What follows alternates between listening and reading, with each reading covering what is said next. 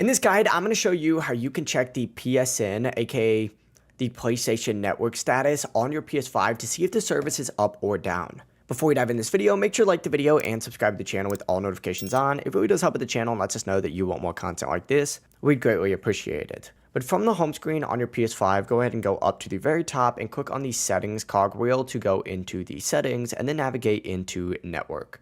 From here, go ahead and select the first option for connection status, and then scroll down to the bottom to select View PlayStation Network Status. When you click on it, it's going to open up a web page that looks something like this, where you'll see if PSN services are currently running properly. If any sections are yellow or red, that means that there may be an issue with the PlayStation Network, which could explain problems with online play. Now above this menu, you also see if your console is currently signed into PSN. If it's not, that could be why you are experiencing issues, so keep that in mind. But yeah, it really is as simple as that. Now you know how to check if your PSN is working or if the problem is just with your games. If this video tutorial did help you out, don't forget to like the video and subscribe to the channel with all notifications on for even more guides just like this. Have a great rest of your day. Peace.